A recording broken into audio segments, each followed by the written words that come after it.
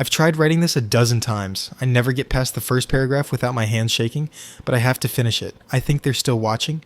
Maybe writing this down will keep me sane, or warn someone else. I know how it sounds. Abducted by aliens in the Faroe Islands. But if you've ever been there, you'd understand. That place doesn't feel like the rest of Earth. The setup. June 2024. We were 5 recent college grads from Tampa celebrating the end of school with one last big trip. Me, Liam, Maddie, my ex, Jordan, my best friend since middle school, Chris, the loud one, and Sam, Maddie's new boyfriend, who I definitely didn't like. Yeah, it was already awkward before the weird stuff started. Maddie suggested the Faroe Islands, remote, beautiful, and off the grid. Sam was obsessed with the idea of being somewhere with no cell signal. A place where no one can reach us, he said. He got his wish. We flew into Vagar, picked up this battered SUV from a guy named Hugni, and drove northeast until the road ended. That first night, we camped above the sea near Vidoy, the northernmost cliffs. The sun, never truly set, just dipped and lingered on the horizon like it was watching us. Day 1. Tension. Right from the start, things were weird. Chris kept complaining and the air felt too still. Jordan was unusually quiet. Maddie and Sam argued while setting up the tents. He was pissed she brought her phone even though we had no signal. I kept catching her looking at me when she thought no one was watching. Later that night, sitting around the fire, Chris joked that the place looked like where gods bury their mistakes. That made Maddie laugh, which made Sam glare, which made Jordan mutter, "Should have gone to Iceland." We were all tired, on edge. The cliffs felt like they were leaning closer. At around 2:30 a.m., I stepped out to piss and saw Jordan standing at maybe 30 feet away, perfectly still, staring out into the fog. I called his name, no response. He slowly turned toward me.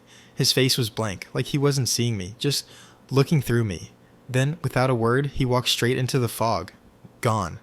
Day 2. No one believes me. When I told the others, they thought Jordan was pulling a prank. Classic Jordan, Chris said. Disappears for effect. Shows up at breakfast with a smug face.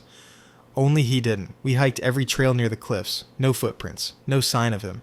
Chris finally stopped joking. Sam accused me of making it up to stir drama. Maddie looked like she believed me but didn't want to say it in front of Sam. That night, it rained. Cold, bitter sheets of it. I couldn't sleep. Sometime after midnight, I heard a buzzing sound. Not like an insect. More like a wire vibrating in the walls of the earth. Maddie woke up screaming. Said she saw something standing over her. We searched her tent. Nothing there. But her sleeping bag was soaked. Like it had been underwater. Day 3. Locals and warnings. We drove into Jogv. The whole village felt wrong. Deserted almost. People stared from windows. No one would talk to us except this one guy in a fishing hat who looked about 90. When I asked about Jordan, he said, if he heard the song, then he's not your friend anymore. Sam lost it. Told the guy to cut the cryptic crap and call the police. The old man just looked at him and said, no phone can help you now. They don't want to be seen. As we left, he added, don't let it know your name. It learns you that way. Day 4. The car and the crack.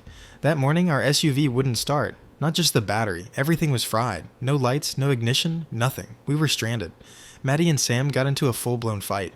She wanted to walk to the village again. He wanted to stay put and ride it out. Chris took my side and voted to hike back. Sam accused us of being Team Maddie, which nearly turned into a fistfight. To cool off, Chris went to the ridge to get some air. We heard a scream about 10 minutes later. When we got there, his backpack was on the rocks, his phone, his flashlight, but no Chris. There were long scratches gouged into the stone like claws had dragged something upward.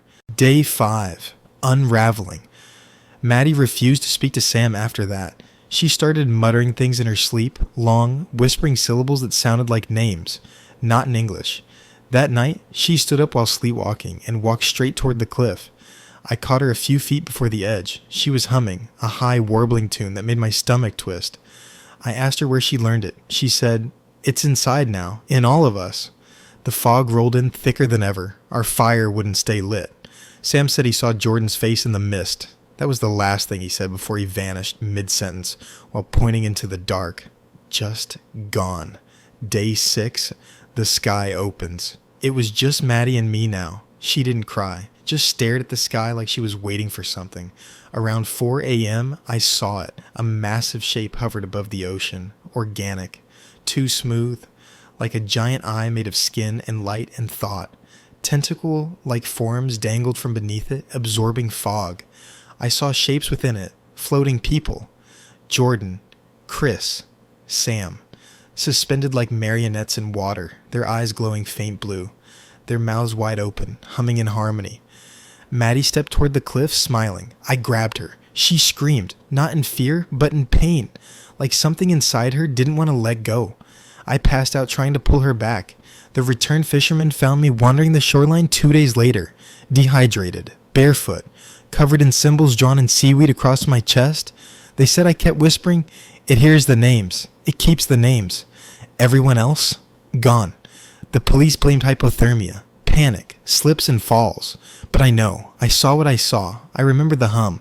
And now I hear it again, faint, behind walls, and the electric hums in the wind between buildings. It's learning the sound of my name, and I think Maddie's still up there, singing it. Edit. If you ever visit the Faroe Islands, don't camp on the cliffs.